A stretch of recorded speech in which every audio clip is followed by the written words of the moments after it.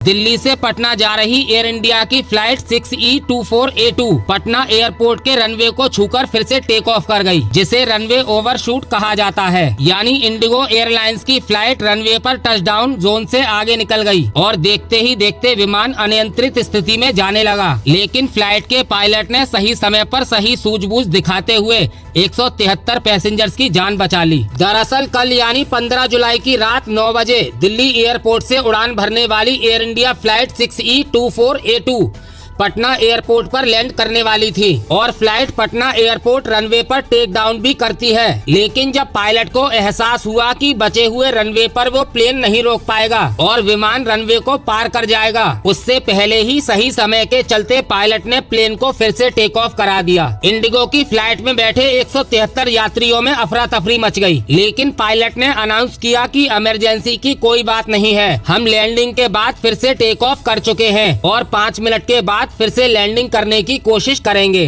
Finally 10 minute के बाद pilot ने फ्लाइट को रनवे पर लैंड करा दिया और सभी 173 यात्रियों को सुरक्षित बाहर निकाला गया। उसके बाद फ्लाइट में बैठे सभी यात्रियों ने राहत की सांस ली। अब इस पूरे मामले के पीछे पटना एयरपोर्ट की 2 किलोमीटर लंबाई बताई जा रही है, क्योंकि आमतौर पर किसी भी एयरपोर्ट का रनवे 3 से 5 किलोमीटर तक की लंबाई का होना चाहिए, लेकिन पटना एयरपोर्ट का रनवे महज 2 किलोमीटर से कुछ ही मीटर ज्यादा है। इसीलिए पटना एयरपोर्ट से काफी खबरें आती रहती हैं। अभी 2 दिन पहले भी इसी एयरपोर्ट पर इंडिगो की फ्लाइट से पक्षी टकराया था, जिसके बाद पूरे विमान में वाइब्रेशन होने लगा और यात्रियों की सांस रुकने लगी। जैसे तैसे उस प्लेन को भी सुरक्षित लैंड कराया गया। पटना एयरपोर्ट पर अभी कुछ ही दिन पहले इंडिगो एयरलाइंस की जिस फ्लाइट से पक्षी टकराया था, उस इंडिगो फ्लाइट का नंबर 65009 था और इसमें भी 171 यात्री सवार थे, जिन्हें इमरजेंसी लैंडिंग के बाद सुरक्षित बाहर निकाला गया।